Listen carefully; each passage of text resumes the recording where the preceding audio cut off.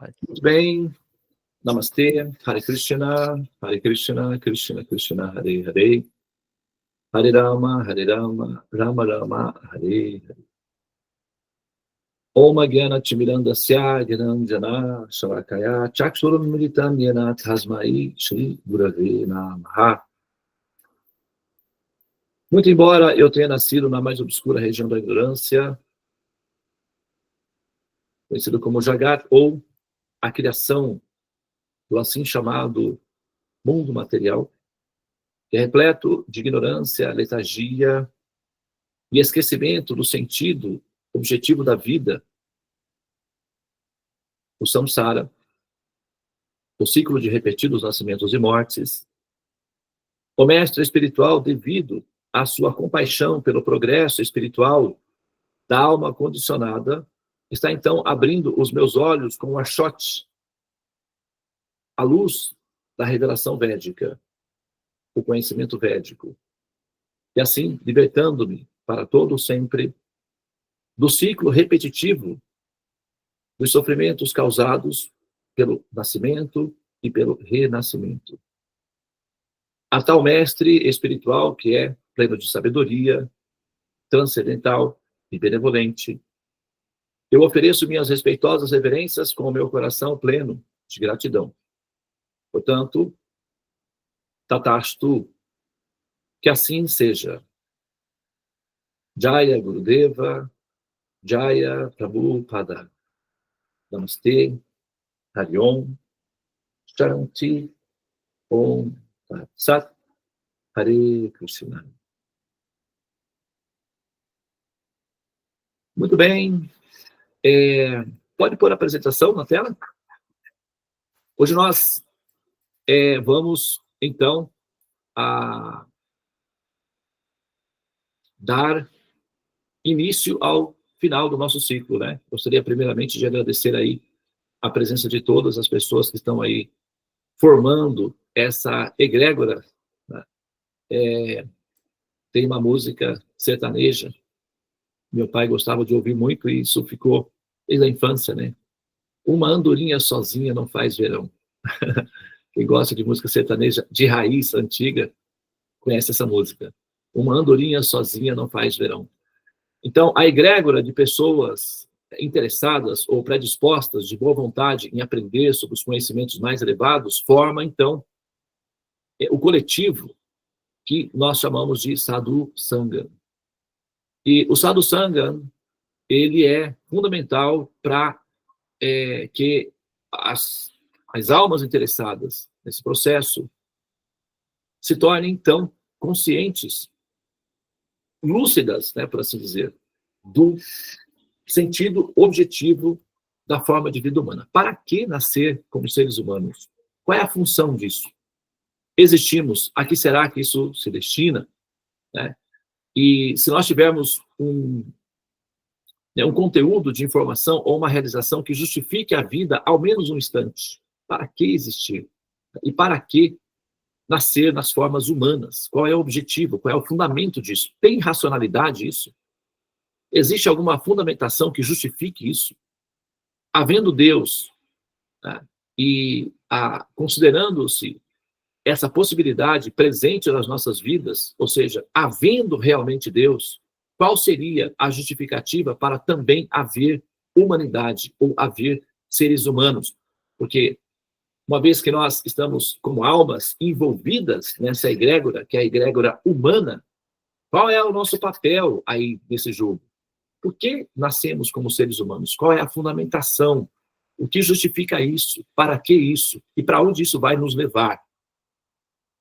Então, saber onde você está, saber de onde você veio, saber para onde você vai, isso chama-se autorrealização, autoconhecimento. Os demais conhecimentos são logísticos, de sustentação ou meras distrações intelectuais, que são o tempo que nós utilizamos para preencher os espaços vazios enquanto fazemos a nossa jornada, ou seja, distrações. Isso é conhecimento. O demais é distração. Então, Quando nós conseguimos, por boa fortuna, por bom karma, por méritos piedosos das vidas passadas, por piedade pessoal, por esforço intelectual, por boa vontade em aprender, nós alcançamos ou chegamos até o conhecimento, ou até onde haja conhecimento, ou até onde haja pessoas que cultivam de forma autêntica e honesta o conhecimento transcendente. Essa peregrinação que nós fazemos até chegar nesse oásis, nesse local, nesse templo sagrado do conhecimento, é o que justifica todo o esforço da evolução do ser. Por quê? O conhecimento, ele tem uma função específica. O conhecimento, ele não é apenas para realçar ou ilustrar ou decorar a nossa personalidade. O conhecimento tem uma função objetiva, que é nos libertar das condições inferiores de existência. O conhecimento ou o conhecedor que tem conhecimento e não se emancipa de forma prática, contendo esse conhecimento, não entendeu o conhecimento, nem entendeu o motivo para qual o conhecimento existe. O conhecimento não tem a função de realçar a nossa personalidade para indicar aos demais que nós somos adoráveis. Isso é ingenuidade. Na verdade, isso é incongruente, incompatível com o conhecimento. O conhecimento tem uma função específica, nos libertar da condição caída em que nós estamos no momento, enquanto vivemos nas formas humanas. As formas humanas são decadentes, elas são belas, elas são graciosas, elas são mágicas, praticamente mágicas. As formas humanas são formas muito próximas da perfeição, da beleza estética. Isso não tem a ver com opção, porque nós somos seres humanos. Não é assim. Nós, enquanto seres humanos, com um senso estético, podemos perceber que há coisas que são não tão belas, tem coisas que são belas e tem coisas que são mais belas. A forma humana é uma forma muito bela. A vida humana, o planeta Terra, toda essa estrutura é muito bela. Entretanto, embora seja bela porque é um aspecto da criação do Supremo, é um aspecto da energia do Supremo, e todas as energias e todos os pulsos do Supremo são belos, porque originalmente ele é um ser belo, automaticamente todas as suas pulsações serão belas. Elas são a natureza das formas intermediárias, que são as formas humanas, elas são efêmeras. Então elas decaem. Por isso elas são chamadas decadentes, que elas decaem. A média de decadência de uma forma humana é de 70 a 100 anos. Isso é patrimônio público, observação, bom senso, razão, experiência de estatística no histórico da humanidade. Ela é decadente. A forma humana decai. Então, nós temos essa possibilidade de utilização das formas que decaem. Nós somos almas, seres transcendentes, com impulsos transcendentes, com aspirações que transcendem a efemeridade das formas humanas. Nós ascendemos à permanência. No estado natural, no estado normal, ninguém deseja morrer. Toda vez que nós pensamos que nós desejamos morrer, isso já é um estado adoecido da alma. Há pessoas que estão tão adoecidas enquanto almas, que elas não experimentam nenhuma satisfação em viver. Muito ao contrário, elas experimentam dor no processo de viver. E essa sensação de dor, como consequência da ausência de respostas, produz os sofrimentos e a desistência. Então, a nossa aspiração, o nosso impulso pela eternidade, pela permanência, pela experiência plena de felicidade, é um princípio existente, real, na nossa constituição de ser. Então, nós somos chamadas, nós somos convidadas, nós somos estimuladas, enquanto almas, a ascender, a progredir, a evoluir.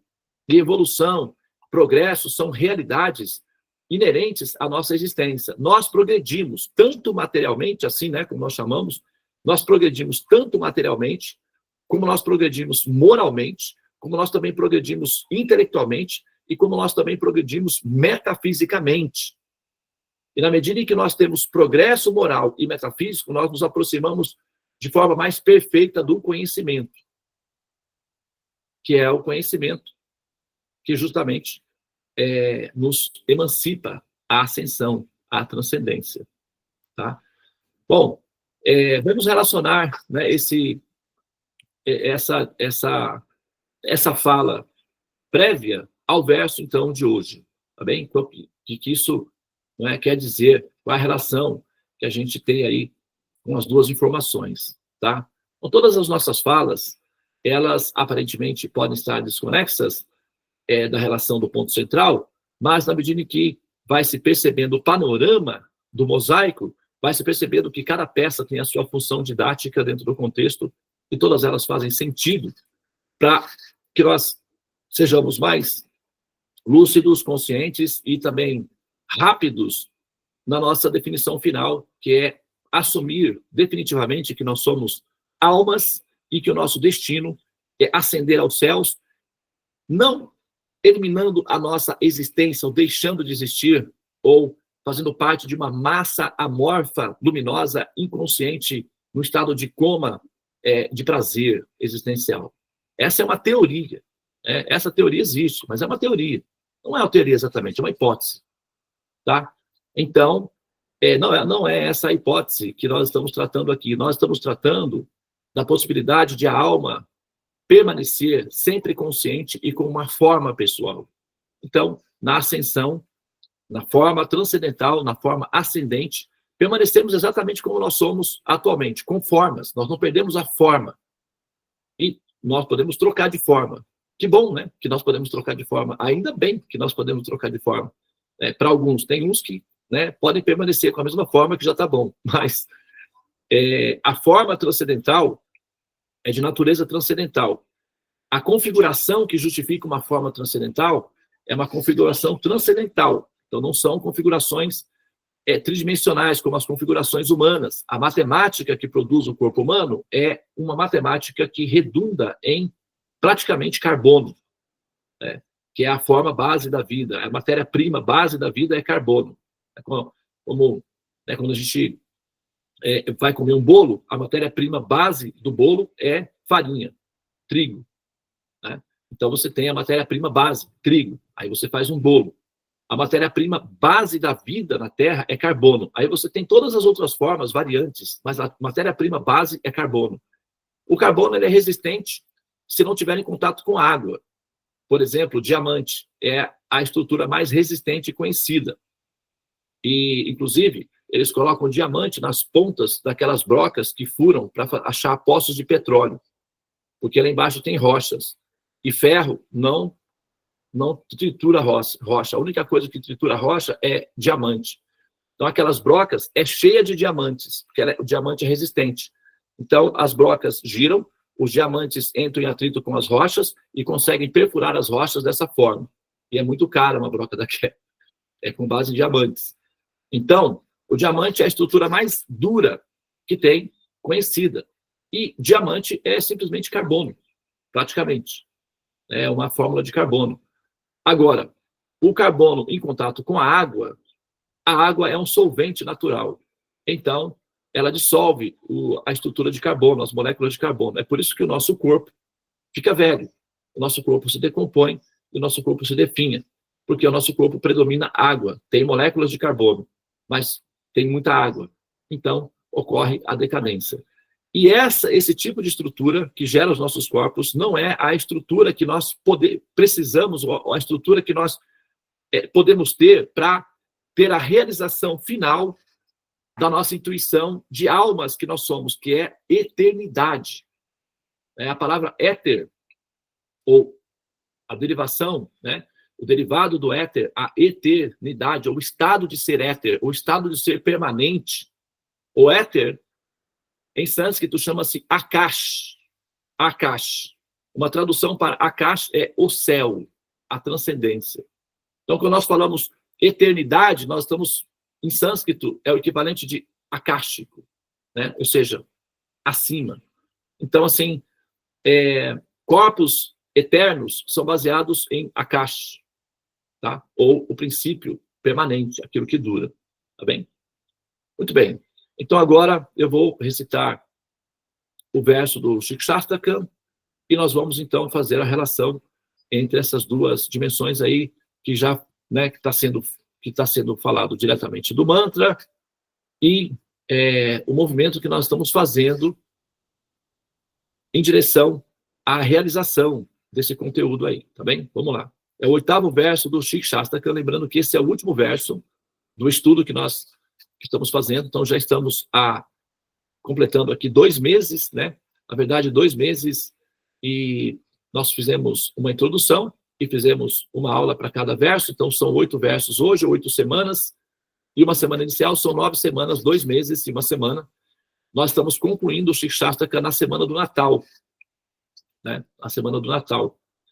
E nós demos início, também concluímos a Bhagavad Gita esse ano, vamos dar início ao ano que vem, de 2025, com o Srimad Bhagavatam. Na verdade, nós já demos início, mas formalmente o ano de 2025 vai ser permeado do Srimad Bhagavatam. Então vamos ao verso hoje, tá?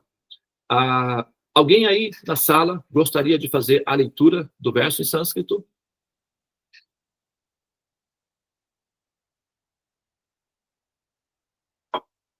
Muito bem, então eu vou fazer, tá? Ashlishav hapadaratan pinastuman adashanan mamahatan karotuva yata tata bha vidadatulam patomat prananasastu sa eva naparaha. Também pode ser cantado. Ashlishav hapadaratan pinastuman adashanan mamahatan karotuva yata tata bha vidadatulam patomat prananasastu sa eva naparaha. Om. Muito bem. Então vamos à tradução do mantra. 8º verso do Shikshastakam. Não conheço ninguém exceto o Krishna como meu Senhor.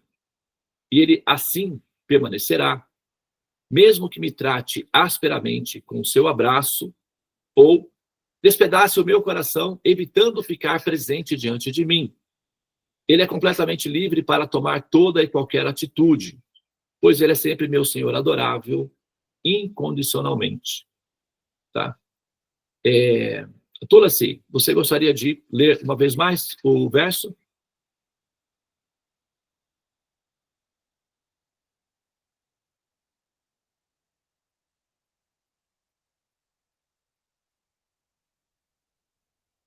O microfone, Tulasi. Obrigada. Então, não conheço ninguém exceto Krishna como meu Senhor, e ele assim permanecerá, mesmo que me trate asperamente com seu abraço, ou desapareça, ou desperdasse. Desculpa, vou repetir, por favor. Desculpa. Não conheço ninguém exceto Krishna como meu Senhor, e ele assim permanecerá, mesmo que me trate asperamente com seu abraço, ou despedace meu coração, evitando ficar presente diante de mim.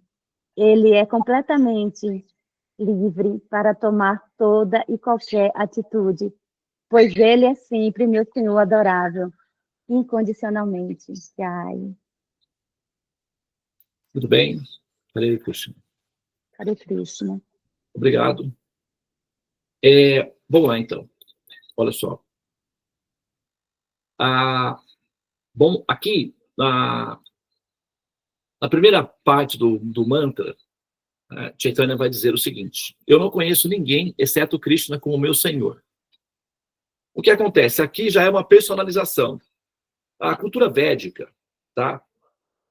A cultura védica é uma cultura basicamente enoteísta, ela não é uma cultura politeísta. Tá? Muitas pessoas pensam que a cultura védica é uma cultura politeísta, porque é o senso comum, né? A forma mais simples de entender. Então, é politeísta, tem muitos deuses, tem Krishna, tem a Trindade, Rama, tem Shiva, Ganesha, Buda, tem, sabe, é muita gente. Então, é politeísta.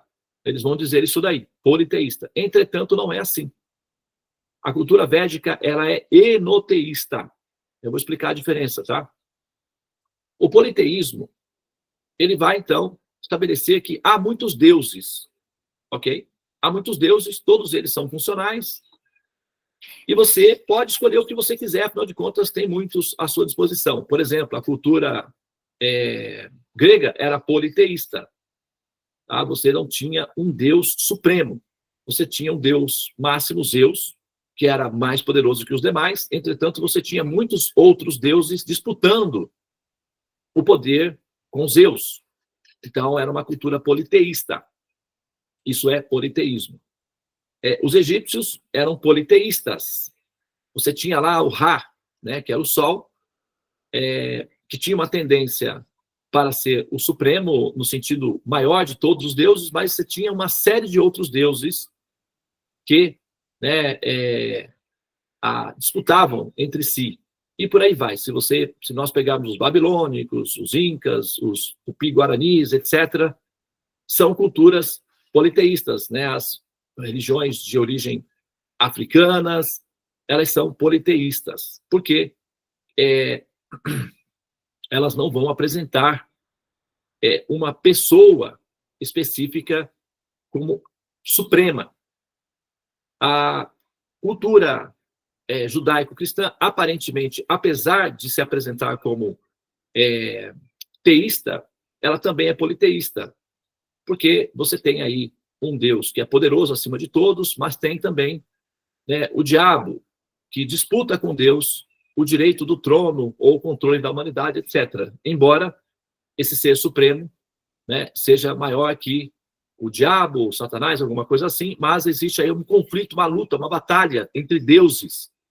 Então, existem seres poderosos que podem desafiar a Deus nesse sentido e manterem-se permanentes mesmo após esse desafio. Tá? Então, isso é uma característica do politeísmo. O enoteísmo é diferente. O enoteísmo vai dizer o seguinte: existe uma pessoa suprema, essa pessoa suprema é essa. Então, vai apresentar essa pessoa suprema. E todas as demais estão subordinadas a ela. Todas as demais prestam serviço a ela. Todas as demais estão dedicadas a ela. E essa pessoa controla tudo, é o criador de tudo. E essa pessoa é exatamente essa pessoa aqui que está sendo apresentada. Então, existe uma definição de quem é essa pessoa. Embora todas as religiões tenham, de certa forma, intuitivamente, um lapso de consciência de que há uma pessoa absoluta, elas não dão esse passo de apresentar essa pessoa absoluta, é essa pessoa aqui.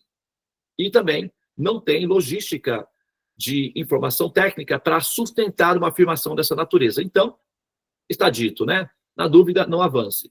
Logo, as religiões na Terra, de modo geral, não vão dar esse passo apresentando uma pessoa, porque senão elas teriam que explicar isso.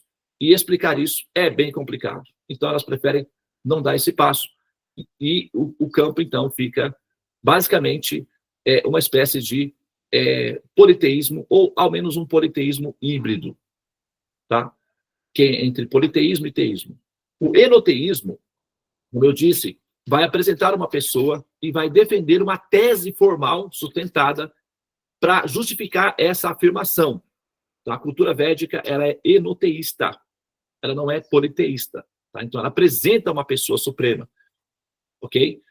Essa pessoa suprema, dentro da cultura védica, é a pessoa Vishnu. Ah, mas Devananda? Não, peraí, Devananda, não é assim, não. A pessoa é Krishna. Ok, tá? Lembre-se, para aqueles que entendem um pouquinho já, né, do conceito de Krishna e Vishnu, essa pessoa, essas duas pessoas são a mesma pessoa, tá? Krishna e Vishnu são a mesma pessoa, ok? Entretanto, com humores diferentes. É como se fossem pessoas da mesma dinastia, ok? A Vishnu seria, para a nossa referência aqui, para a nossa metáfora inicial, de forma didática, Vishnu seria o equivalente do rei. com administração real, com responsabilidades formais, né, com questões técnicas administrativas, criar o universo, manter o universo, fazer a cariação, não é? A seleção das almas, aquelas que permanecem renascendo, aquelas que ascendem ao céu. Toda essa estrutura logística, técnica da administração da criação é de responsabilidade de Vishnu, a pessoa suprema, o Senhor Supremo, ao qual todos os demais devas ou criadores, subcriadores, mantenedores do processo da criação universal estão submetidos por amor devocional e não por medo existencial.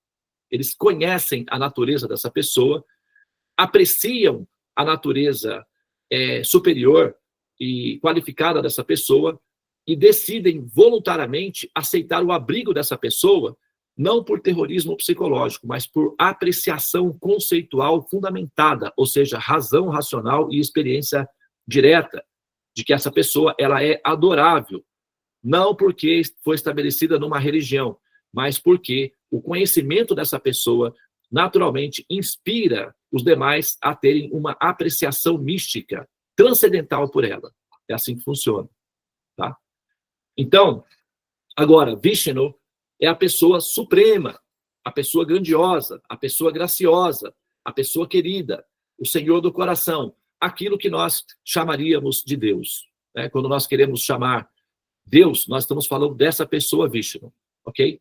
Agora, se houver a necessidade de fundamentação que justifique essa afirmação, então, aí nesse caso, a próxima fase seria estudos do tratado. Bom, nós tratamos esse assunto numa outra sala. Então, aqueles que querem compreender essa afirmação de maneira mais categórica, então, estão todos convidados para entrar nas nossas salas, são as salas do tratado, onde nós fundamentamos essa afirmação de que Vishnu é a pessoa suprema, tá? Aqui é um contexto mais genérico, então a gente não vai entrar nesses detalhes aqui, tá bom? Portanto, Vishnu, quando nós falamos, só lembrando mais um detalhe, que quando nós falamos Deus, nós estamos nos referindo a um posto, não a pessoa necessariamente, tá? Quando nós dizemos, por exemplo, a presidente da República, dono da clínica, né? A síndico do prédio, quando nós falamos porteiro, ok? Técnico de futebol, nós estamos nos referindo a um posto específico.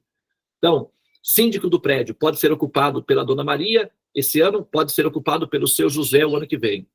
Presidente da República, tivemos o Bolsonaro, agora temos o Lula, podemos ter novamente o Bolsonaro, depois podemos ter novamente o Lula, e por aí a vida segue, daquele jeito. Alô, alô, marciano. Aqui quem fala é da Terra. Então, a vida segue, alternando. Mas o posto permanece intacto. O posto permanece lá. Presidente da República, rei do país tal. Esses são postos que podem ser ocupados por diferentes pessoas, eventualmente.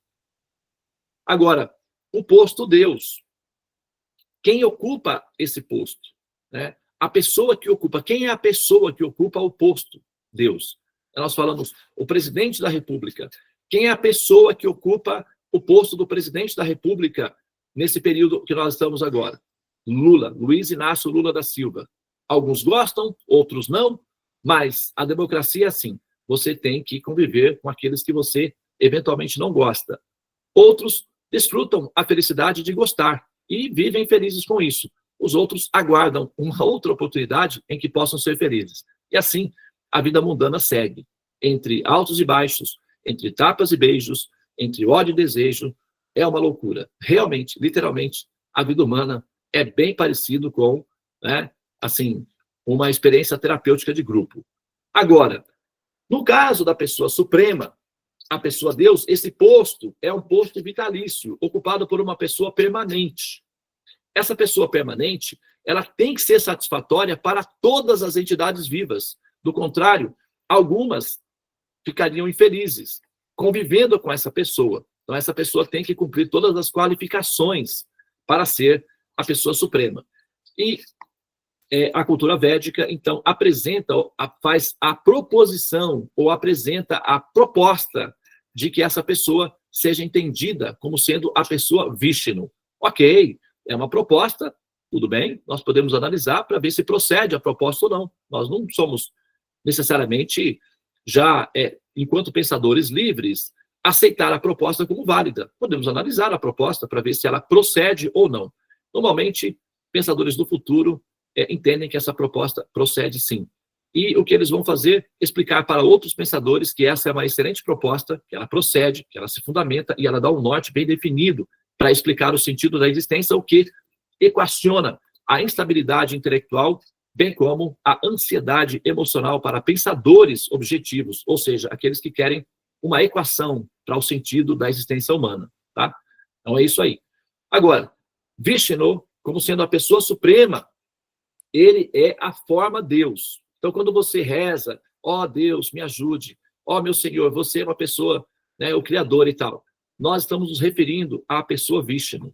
Essa é a pessoa Deus, o Senhor Supremo, o Pai Supremo, aquele que abriga, aquele que compreende, aquele que te ouve, aquele que te ajuda, aquele que te acolhe, aquele que te orienta, aquele que te educa. Essa pessoa Deus, essa pessoa Pai, quando você se relaciona ao Pai, quando você quer falar com Deus, essa pessoa é a pessoa Vishnu, tá? Então aí agora, se você se interessar por essa pessoa, muda, né, o nível de estudos. Aí tem que entrar na sala do tratado. Se só o conceito Deus já estiver bom para você, então tá tudo bem, né? A vida segue assim, tá funcionando, ok, né, vamos adiante, tá? Mas se você quiser conhecer a pessoa propriamente dita, então você vai precisar de informações mais técnicas acerca dessa pessoa, né, porque a investigação vai exigir uma pontualidade para que você possa visualizar e se relacionar com ela de forma visual e não apenas genérica, como uma nuvem quântica ou um vapor existencial infinito espalhado por aí, né? Espaço sideral ou alguma coisa assim, tá? Muito bem. Então, agora, Vishnu no palácio. Imagine uma situação típica de um palácio com um príncipe, um jovem príncipe, que não tem muitos compromissos importantes, que é uma pessoa feliz, e é o príncipe do rei, o queridinho do rei. Tá? Então, esse príncipe, queridinho do rei, faz parte da dinastia real. Ele também é respeitado pelos demais chefes de estados como sendo rei, porque ele faz parte da família real. Ele não é tratado com inferioridade, ele é tratado com respeito. Só que ele não é sobrecarregado com problemas administrativos. Os chefes de estados vão tratar dos assuntos técnicos da administração do reino com o rei, mas vão respeitar e ter carinho pelo príncipe como sendo parte da dinastia real, ou seja, da administração real. Então ele vai ter o cuidado de lidar com o príncipe com respeito, carinho, atenção, porque ele é da dinastia. Então, ele é tratado como rei. Porém, o humor dele é de um príncipe. Então, ele está se divertindo com os amigos, ele está andando a cavalo, ele está explorando o reino, ele está, eventualmente, sendo paquerado pelas futuras princesas, ou, quem sabe, né, futuras rainhas, etc. E é assim que o príncipe vive feliz no reino, sendo cuidado pelo seu papai amoroso, rico e querido pelos súditos, né, o imperador. E a vida vai assim. Imagine um cenário assim, como um conto de fadas, né? E eles viveram felizes para sempre no reino e tal. Uma coisa parecida com isso daí, tá? Agora, essa é a diferença entre Krishna e Vishnu. Vishnu é a pessoa suprema. Krishna é a pessoa suprema porque faz parte da dinastia Deus, ou da característica Deus, da qualificação Deus, da substância Deus, entretanto, com um humor mais jovem, jovial, de um príncipe. Então, esse Krishna, ele tem, normalmente, ele tem a idade de 16 anos, mas não é a aparência dele não é uma aparência de um menino raquítico de 16 anos. Tem esses meninos jovens de 16 anos que são altos, que parecem, assim, já formados, homens formados. Assim era Krishna. Ele tinha 16 anos, mas eles não eram um menino mirrado, miudinho, 16 anos, com espinha no rosto, nada disso. Tá? Você não deve visualizá-lo assim. Ele era jovem, com 16 anos, mas muito bem formado, da dinastia Deus. Ele é um ser de outra dimensão. Então, ele é muito, muito belo, muito atrativo, muito querido, tá? No sentido, muito querido. Não, muito querido é outra coisa, no sentido que ele faz parte da dinastia transcendente, né? Mas ele era muito atrativo. ok? Como pessoa, visualmente falando. Tá? Ele é um jovem, mas com uma aparência robusta, tá? Muito belo. É assim que você deve pensar em Krishna, tá bom? Mas uma idade que não exige dele responsabilidades técnicas. Então, se você orar a Krishna para ele, sei lá, resolver um problema na sua vida, talvez não funcione direito. Porque não é a habilidade dele, não é o humor dele. Mas, se você pensar em Krishna com amor, aí, dependendo da modalidade do amor que você tem, por exemplo, amor de mãe, pode ser mais compatível, por exemplo, porque um menino de 16 anos costuma ser ainda obediente com a mãe, respeitoso com a mamãe, no sentido de vir ainda. Às vezes, garoto de 16 anos ainda tem que senta na mesa e a mamãe coloca o prato. Não tem? Tem criança, tem jovens de 16 anos que é assim. Senta na mesa e a mamãe vem, coloca o prato de cereal, coloca o leite e senta e fica esperando comer. Tem mães que com criança... E a mãe de Krishna fazia exatamente isso. A mãe de Krishna tinha esse comportamento. Tem vários tipos de amor que se pode ter com Krishna, uma variedade de amor que se pode ter com Krishna. É amor de amigo. Por exemplo, os amigos de Krishna tratavam Krishna com a informalidade de um amigo comum, de abraçar, de, sabe, fazer piada, de repente, fazer uma brincadeira, assim, coisa de jovens. Não se tem esse tipo de relacionamento com o rei. Não se dá para ter um relacionamento assim com o rei. Mas com o príncipe, já dá. Então, os amigos de Krishna tinham relacionamentos livres com ele. E como ele é um príncipe, e príncipe viram reis, eventualmente algumas meninas se encantavam com ele, ou sonhavam em ser a princesa de Krishna. Tá? Essa é uma modalidade. Essa modalidade do amor romântico, da esperança do amor romântico, da princesa que platonicamente nutre um amor platônico pelo príncipe, chama-se Gopi Bhava, ou Madhurya Bhava, ou sentimento conjugal, sentimentos românticos, cultivo de amor platônico. Nós chamamos de amor platônico aquele amor idealístico, em que a pessoa não tem o contato físico, mas tem a ambição, a força do desejo que faz estar com a pessoa mesmo longe dela. Né? Tem uma música da cantora chamada Sula Miranda, acho que sim, e ela canta da seguinte maneira: a recordação me faz estar contigo aonde eu for. Ela canta assim nesse ritmo: a recordação me faz estar contigo aonde eu for. Ou seja, pensar na pessoa é tão intenso do ponto de vista quando o ser, a alma, se estabelece nessa relação de amor conjugal, de amor feminino, Madhurya Lila, com Krishna, é tão intenso porque o amor ele é intenso. Agora, o amor feminino, ele é muito mais avassalador, ele é muito mais intenso. Por isso que as mulheres tendem a ser muito mais fiéis do que os homens. Elas tendem. A mulher natural. Eu não estou falando da mulher que fica por aí e tal. Estou falando da mulher natural, a mulher normal, a mulher, assim, o arquétipo da mulher, do ser feminino. Ela é muito mais fiel e dedicada ao homem do que o homem, à mulher. Por quê? O amor feminino, ele é muito mais intenso, ele é muito mais forte, ele é muito mais decisivo, ele é muito mais determinado.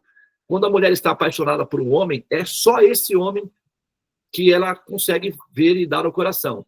Um homem apaixonado por uma mulher, ele pode, eventualmente, ainda assim, ter pequenas quedas por outras. Acontece, é muito comum. Por isso que as mulheres são muito ansiosas. Por quê? Para dar conta de administrar essa complexidade aí, deixa elas nos 220, né? Assim, aceleradas. Mas as mulheres, quando são apaixonadas por um homem, elas são fixas a ponto de ficarem, em alguns casos, até paranoica mesmo, hiperfocada naquela pessoa única. Porque o amor, a substância do amor feminino é muito mais agressiva, dominadora, intensa e predominante. É o amor feminino, que é assim, é a natureza do amor feminino. Não me pergunte como é que a coisa chegou nesse ponto, porque eu não sei explicar. Eu acho que isso é a natureza mística do amor, claramente, né? O amor feminino, ele é muito mais bem definido, ele é muito mais decisivo e muito mais intenso.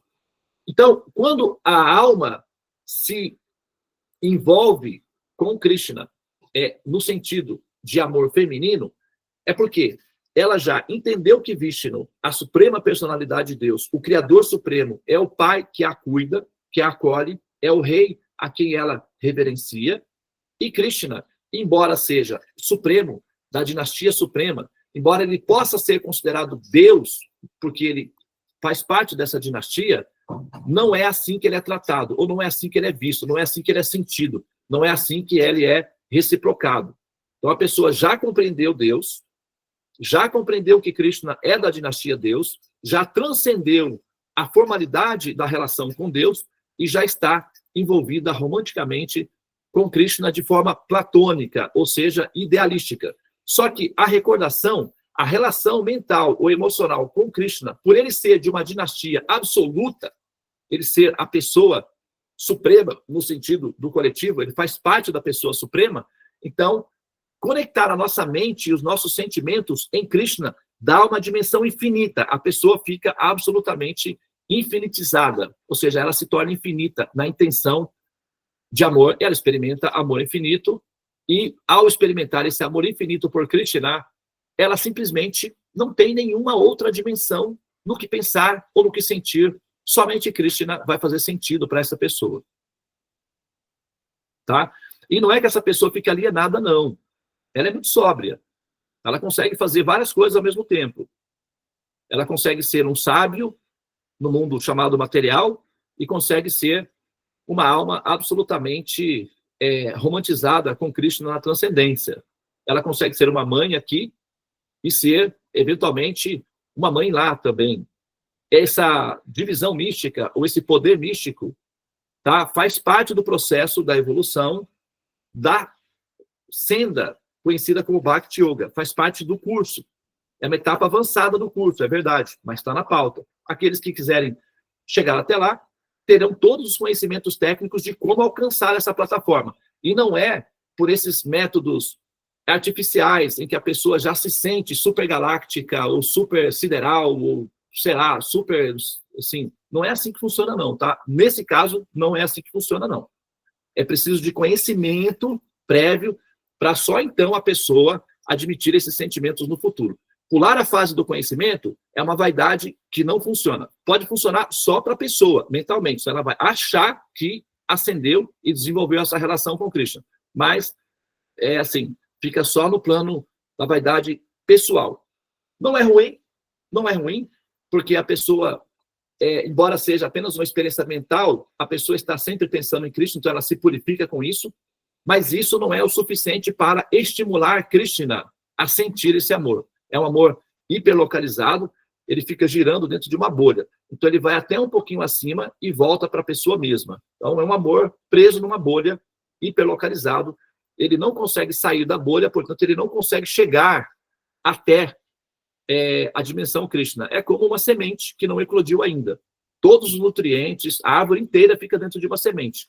E fica ali girando dentro da semente, dentro da casquinha. Ela só consegue germinar se sair da semente. Então, o ser só consegue ascender à dimensão Krishna se eclodir, se amadurecer.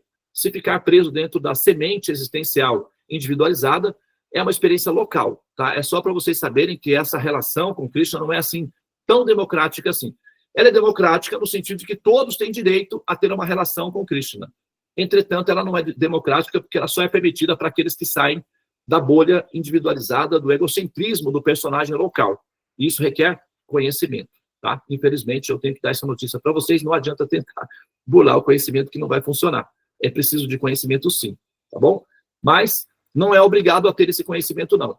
Se as pessoas que não estão predispostas, né, a interagir com esses conhecimentos e tal, tudo bem, pode permanecer na realização Deus, já é o suficiente, a alma já se eleva, se purifica, porque Deus é um conceito genérico e todos têm direito a ter Deus no coração.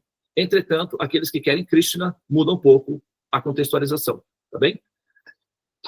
Aqui, Chaitanya Mahaprabhu vai dizer, não conheço ninguém exceto Krishna.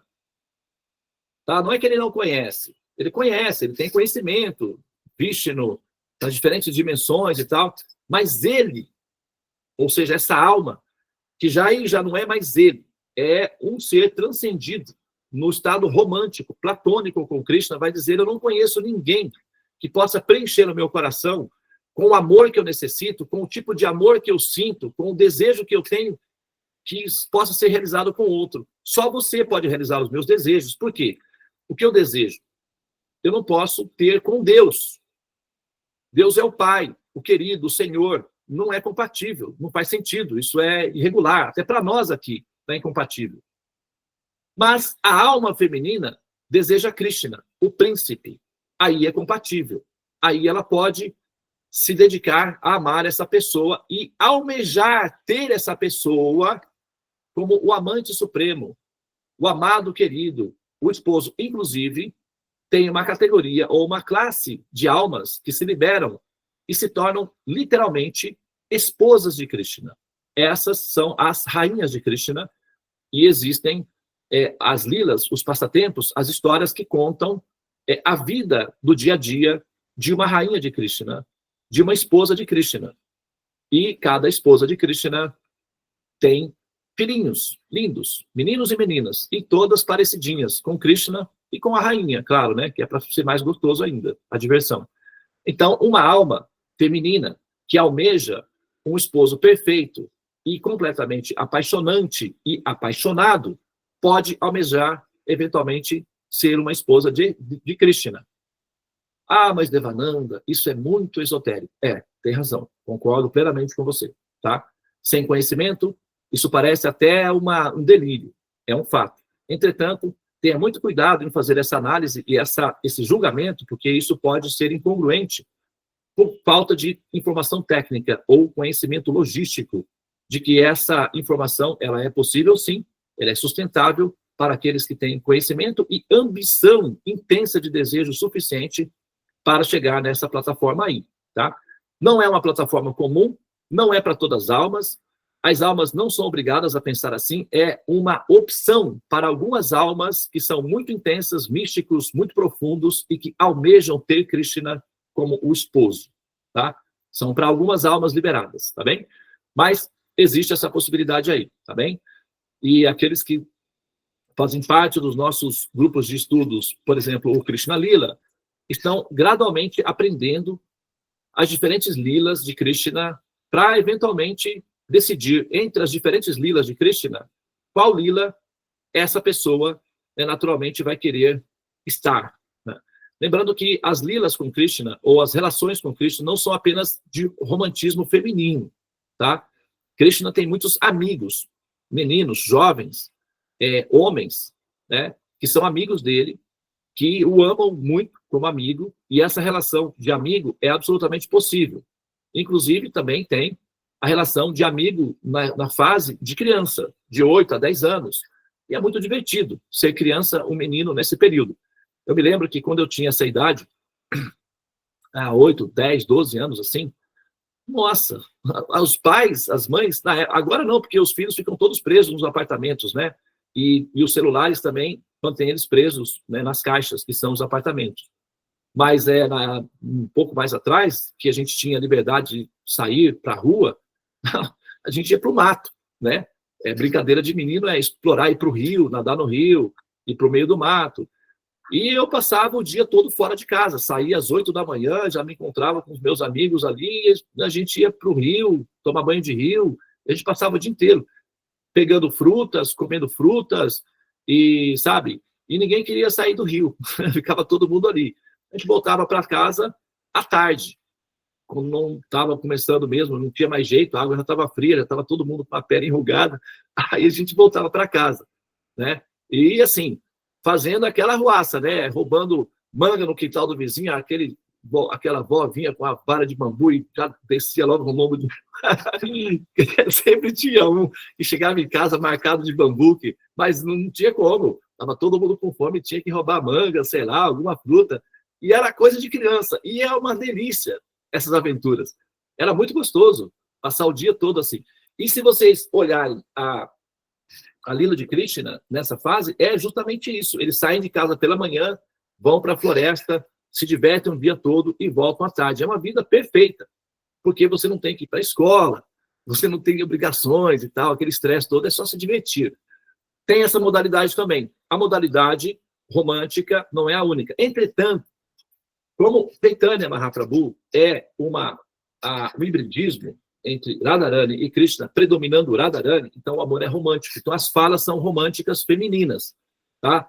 Isso não é obrigatório e nem tirânico. Essa relação não é exigida.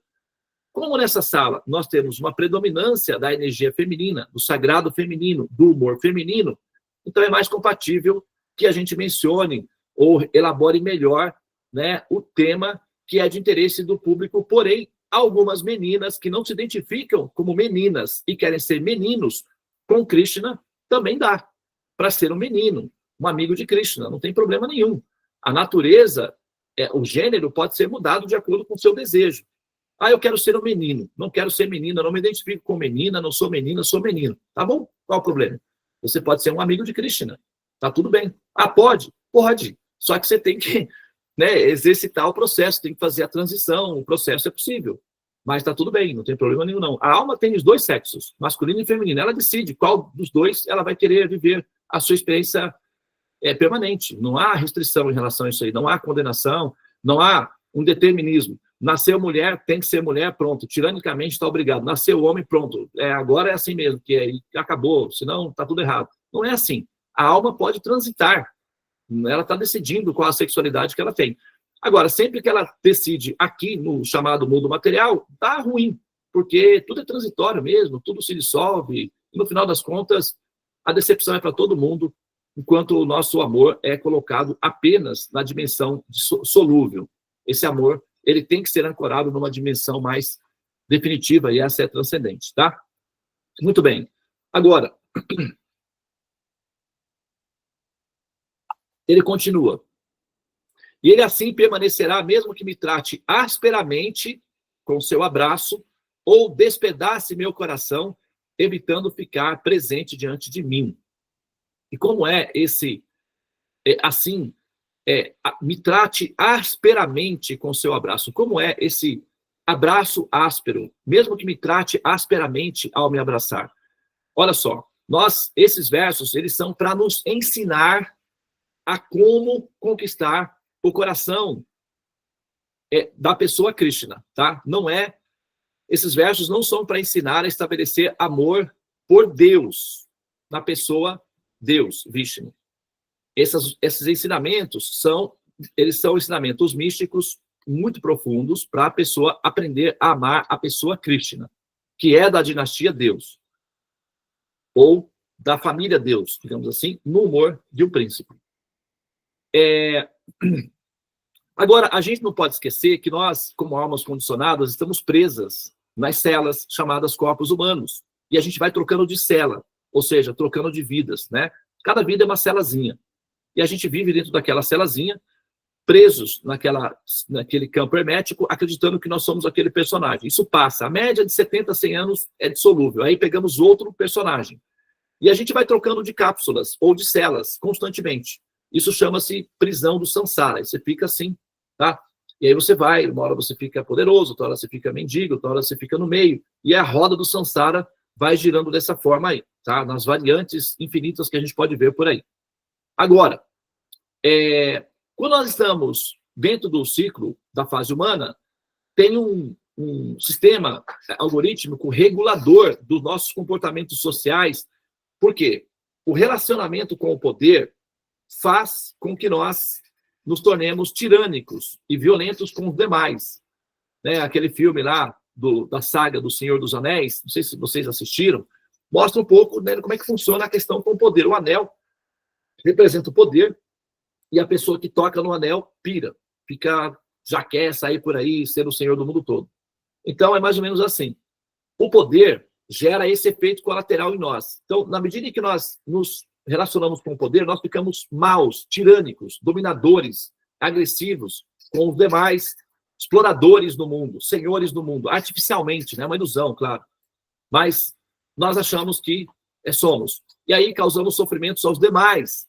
E essa violência, esse sofrimento que nós causamos, essa tirania narcisista que nós causamos contra o mundo e as demais pessoas, gera um efeito colateral, chamado karma.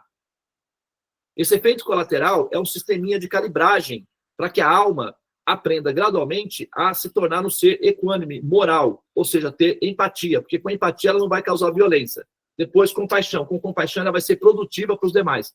Quando ela chega nessa fase em que ela assimilou compaixão, então ela floresce, ela sai da semente e vai germinando, até que o amor dela consiga estimular o coração da pessoa suprema autenticamente, não por misericórdia.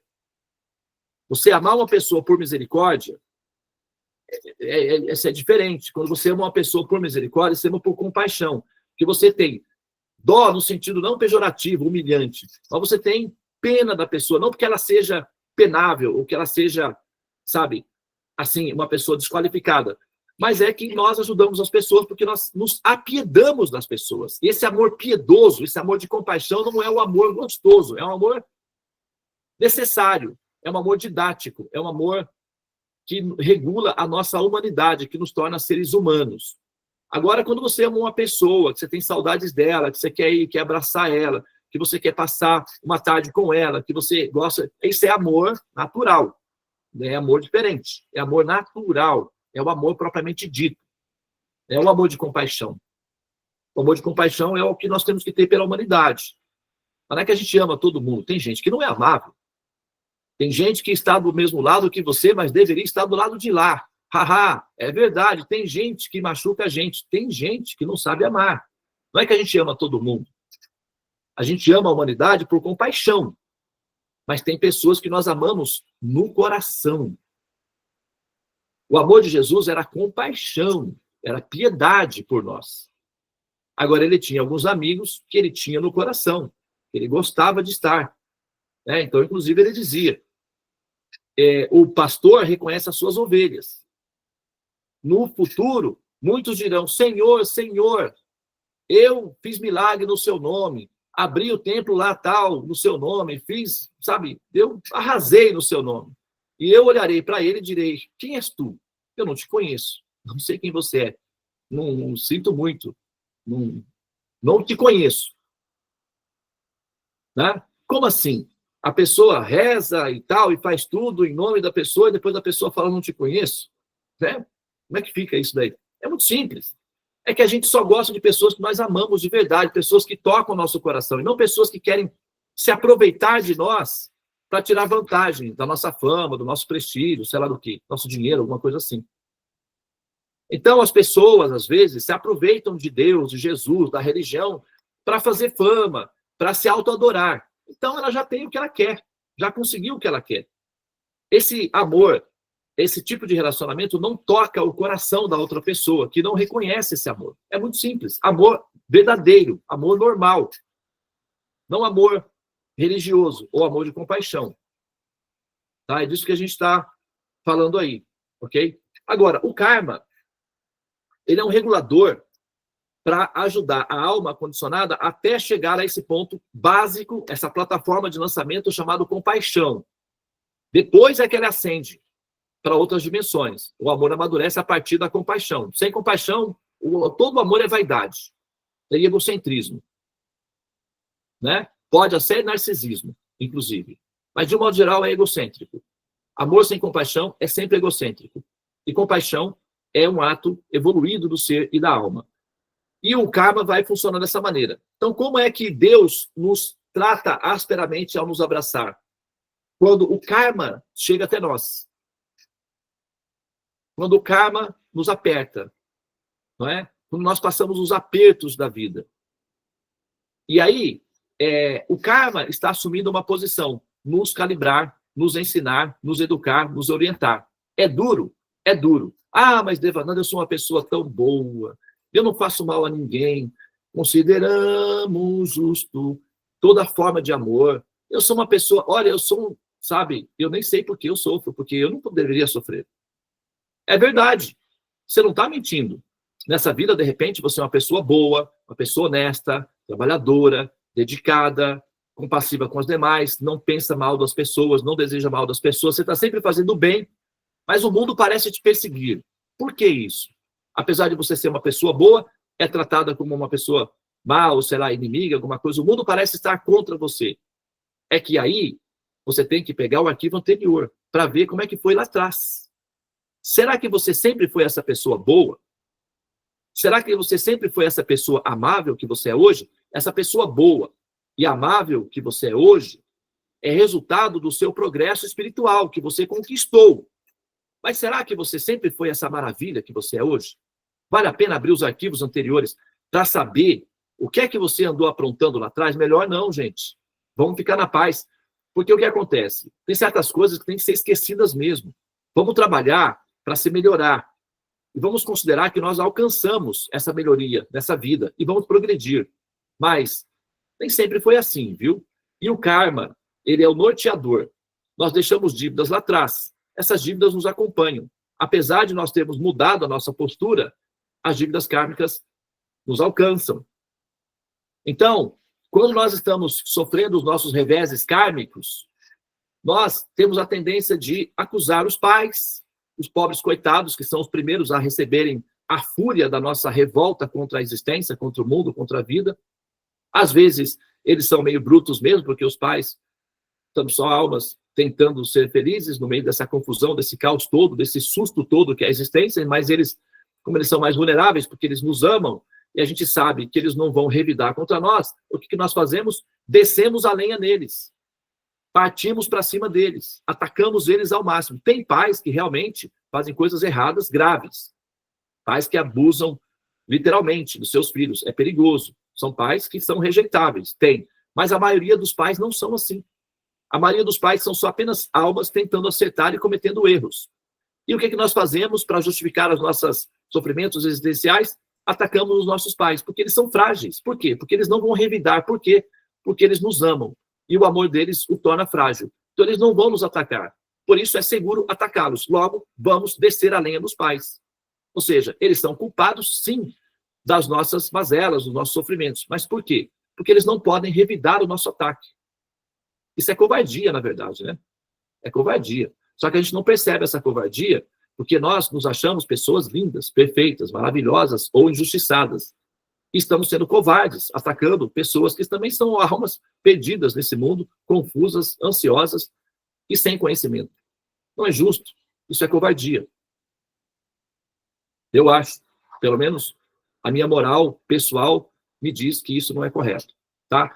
Assim, quando nós temos, né, um problema na vida, a gente tem a tendência de atacar os pais. Quando, ok, vamos liberar os pais, porque eles são apenas pobres almas também e tal. Então, alguém tem, então, Deus. Pronto. Vamos lá. Aí já precisamos de alguém, né? É como se diz, tem esse ditado, eu vou concluir a minha fala aqui, tá, pessoal? Tem um ditado que diz, a culpa é minha, eu coloco em quem eu quero. Não é assim? Quem já ouviu isso daí? A culpa é minha, eu coloco em quem eu quiser. Então, tá bom, vai tu mesmo. E aí, atacamos. Só que o que acontece é o seguinte, sempre que nós fazemos isso, nós estamos partindo de um princípio ateísta, considerando que nós sempre fomos boas, ou nossa média sempre foi boa. Nós negamos a possibilidade de que no passado eu já tenha feito coisas que tenha prejudicado outras pessoas e agora eu estou sofrendo as consequências disso daí. A gente não coloca isso na pauta. Não entra na equação esse valor matemático. É por isso que a conta não bate. E alguém tem que pagar a conta. E quem paga, ou os pais, ou Deus. Aí, está resolvido.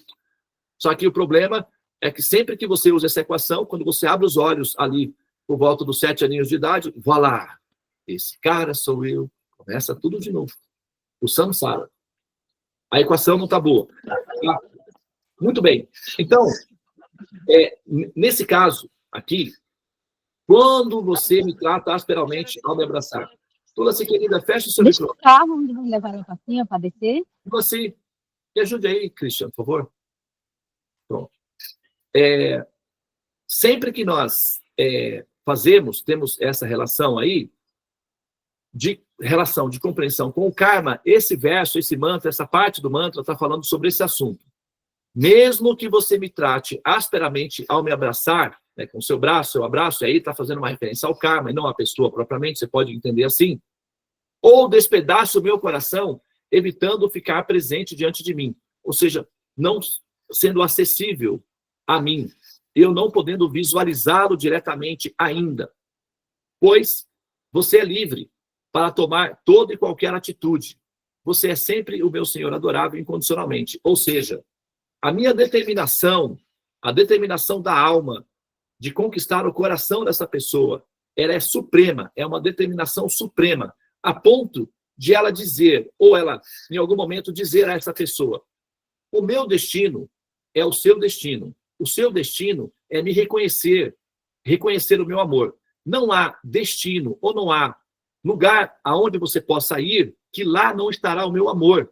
O meu amor é infinito, é supremo. Ele te alcançará para onde você for. O seu destino é experimentar o meu amor. E depois que você experimentar o meu amor, saberá que a sua vida e a sua existência ficará ainda melhor do que ela já é. Essa é uma audácia da alma que vem acompanhada de uma forma de agir ou de ser que de fato procede.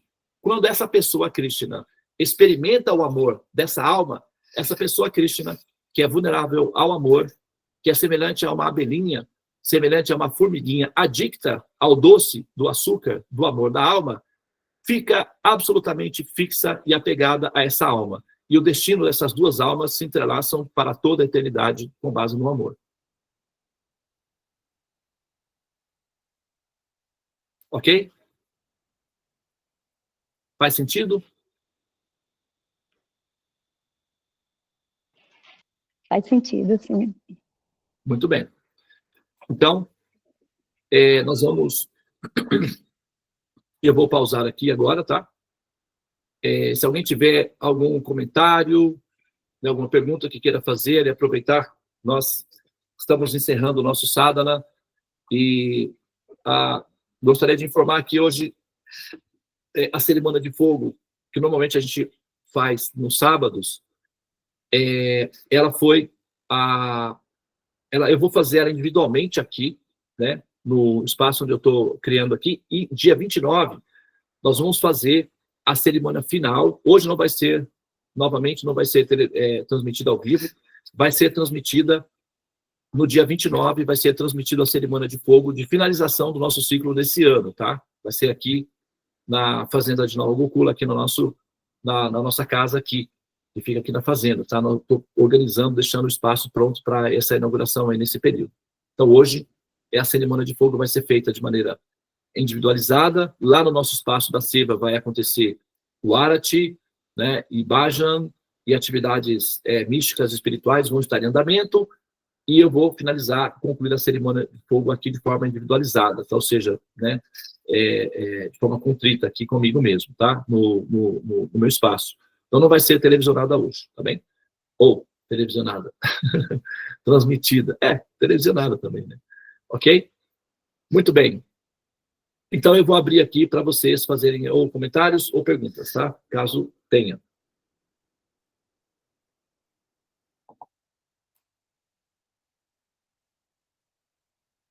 Ok? Então tá bom. Então vamos finalizar aqui.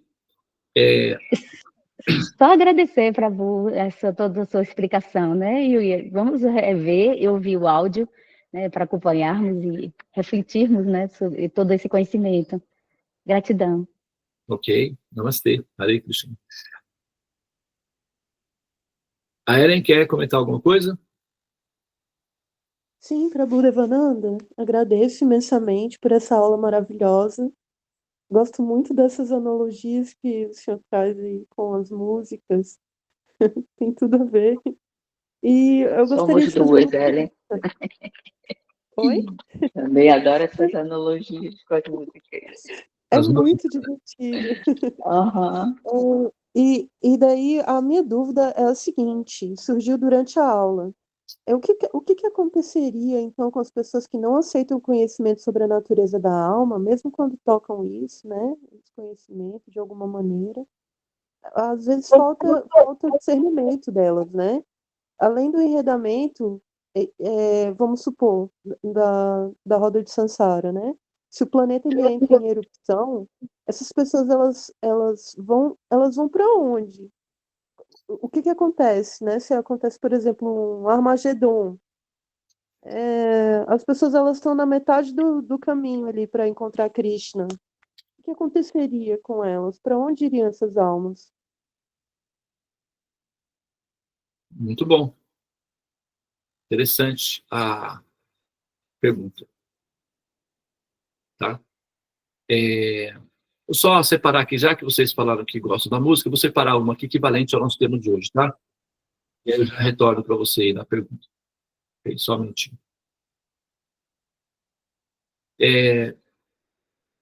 Bom, você mencionou que, né, o que acontece com uma pessoa, que uma alma, né?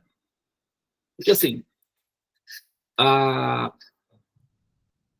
pode tirar, Christian, a apresentação.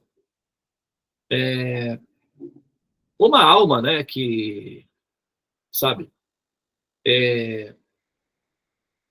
está em transição, está a caminho. Ok? Não é fácil, não é? Esses conhecimentos que nós estamos lidando com eles aqui são conhecimentos